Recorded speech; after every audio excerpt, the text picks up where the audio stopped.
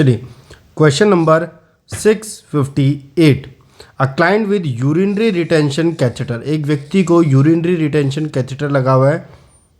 A client with urinary retention catheter reports discomfort in the bladder and urethra, और उसके अब urethra और bladder में डिस्कम्फर्ट हो रहा है।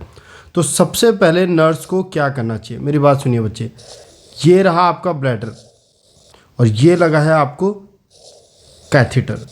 तो अगर जिस व्यक्ति को कैथेटर लगा है उसको डिस्कम्फर्ट हो रहा है तो सबसे पहले नर्स को ये देखना चाहिए कि ये जो कैथेटर लगा हुआ है ये पेटेंट हो, ये पेटेंट हो। तो चेकिंग द पेटेंसी सबसे पहला काम होता है। अगर उसको कैथेटर लगा हुआ है और उसको डिस्कम्फर्ट हो रही है तो सबसे पहले देखें कि ये जो कैथेटर है वो अच्छे से ड्रेन कर रहा हो, वह पेटेंट हो। ये फर्स्ट रिस्पॉन्सिबिलिटी होती है नर्स की। एक बार आप इंश्योर कर लेंगे कि ये जो कैथेटर है वो ड्रेन कर रहा है, वो पेटेंट है, उसके बाद दूसरे कॉजेज़ के लिए आप देखेंगे कि और क्या कारण हो सकता है जिसकी वजह से डिस्कम्फर्ट हो रहा हो। लेकिन पहला काम क्या है?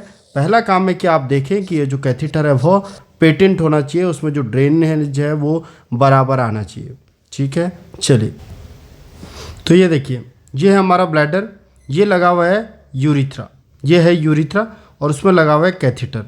तो ये देखिए कैथेटर के रास्ते यूरिन ड्रेन हो रहा है, तो इसकी पेटेंसी आपको चेक करनी है कि ये पेटेंट है या नहीं। आप दूसरे और डायग्राम्स भी यहाँ पे देख सकते हैं।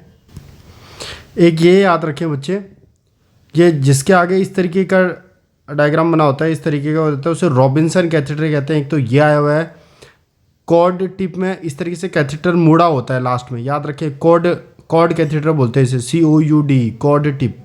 ठीक है, एक ये, और एक मेल गोट कैथेटर देखिए किस तरीके का होता है, लास्ट में ऐसे स्टार फॉर्म का वो होता है, उसे मेल गोट कैथेटर कहते हैं। जिसमें मुड़ा हुआ होगा उसे कॉर्ड कैथेटर कहते हैं। रॉबिन्सन में देख लीजिए, ये काफ़ी बार पूछा हुआ है पहले।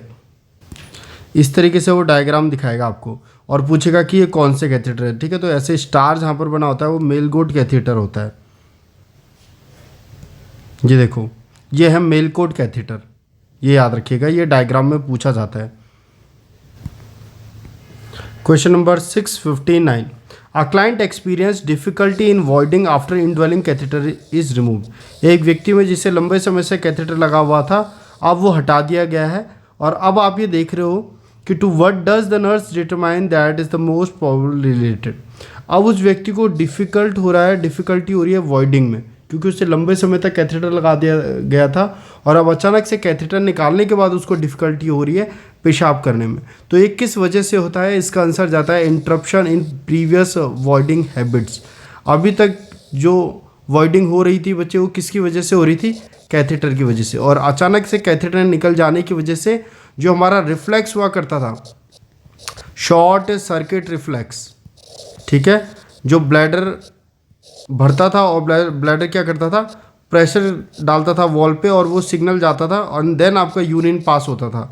ये जो शॉर्ट सर्किट रिफ्लेक्स पहले काम में लिया जाता था यूरिन खाली करने के लिए, ये कैथेटर की वजह से रुक गया था लंबे समय तक, और अब कैथेटर हटा दिया गया है, जिसकी वजह से इस रिफ्लेक्स को आने में, एडेप्ट होने में बॉडी को थोड़ा टाइम लगेगा। तो ये नॉर्मल है, इंटरप्शन हो चुका है पहले की जो वॉइडिंग हैबिट्स थी उसमें, उसकी वजह से ये डिफ़िकल्टी देखने को मिल रही है। कोई दिक्कत नहीं है, थोड़ा देर में अपने आप ही थोड़े टाइम में ये नॉर्मल हो जाएगा।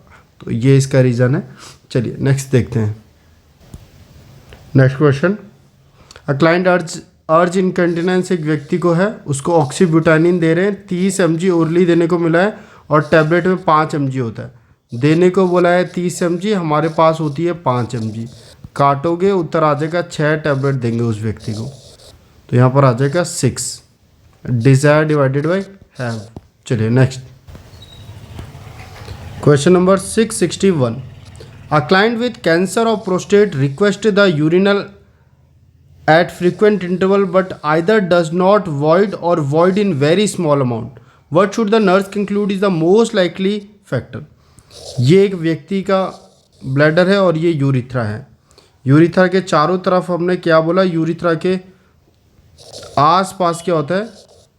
Prostate gland. अब वो प्रोस्टेट ग्लैंड हो चुकी है अपनी साइज से बड़ी, यानी उसकी हो चुकी है हाइपरट्रॉफी या फिर कैंसर। मान लीजिए प्रोस्टेट का कैंसर हो चुका है, प्रोस्टेट कैंसर। अब उसने क्या कर दिया है, उसने ऑब्स्ट्रक्ट कर दिया है किसको, यूरिथ्रा को। तो बताइए जो पहले यहाँ पर यूरिन ड्रेन हो रहा था क्या वो बाहर आ पाएगा, नहीं। तो यूरिन क्या करेगा, रिटेन करेगा। और थोड़ी थोड़ी अमाउंट में हो सकता है कि यूरिन बाहर आए, लेकिन ज़्यादातर यूरिन क्या करेगा, रिटेंशन करेगा। ठीक है, तो इसके ऑब्स्ट्रक्शन की वजह से हमें क्या देखने को मिल रहा है, रिटेंशन। तो यही उत्तर होगा कि प्रोस्टेट कैंसर ऑफ प्रोस्टेट की वजह से अब उस व्यक्ति में क्या देखने देगा, यूरिन का रिटेंशन होता हुआ आपको नजर आएगा। ठीक है, और बहुत कम यूरिन आपको पास होता हुआ नजर आएगा। चलिए आंसर जाएगा रिटेंशन। ठीक है, नेक्स्ट ये देख लीजिए इमेज, नॉर्मल यूरिथ्रा और प्रोस्टेट, और यहाँ पर प्रोस्टेट का हो चुका है कैंसर, जिसकी वजह से यूरिथ्रा देखिए पूरा कंस्ट्रिक्शन हो चुका है ना। तो ये इनलार्ज प्रोस्टेट या फिर प्रोस्टेट ऑफ कैंसर या फिर बीपीएच का ये डायग्राम आपको दिखा रहे हैं। चलिए next question number 662, which nursing action can best prevent infection from urinary retention catheter. अगर किसी को कैथेटर लगा हुआ है तो कौन सा नर्सिंग एक्शन ऐसा होगा जो प्रिवेंट करेगा इन्फेक्शन को। तो याद रखें, जब भी किसी व्यक्ति में लगा होता है कैथेटर, हमें जहाँ से कैथेटर एंटर किया गया है, cleaning around the meters routinely, वहाँ पर हमेशा कैथेटर केयर देनी है। कैथेटर केयर हमेशा पेशेंट को देनी है।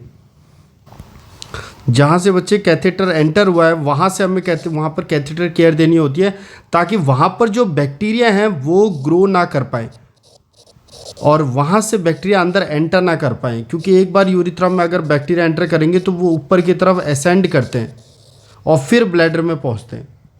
ठीक है, तो कोशिश करें यूरिथ्रल मीटर्स जहाँ पर है वहाँ पर आप क्लीनिंग रखें उसके चारों तरफ, ताकि बैक्टीरिया असेंड ना कर पाए। तो cleaning around the meters routinely बचाता है आपको इन्फेक्शन से। चलिए नेक्स्ट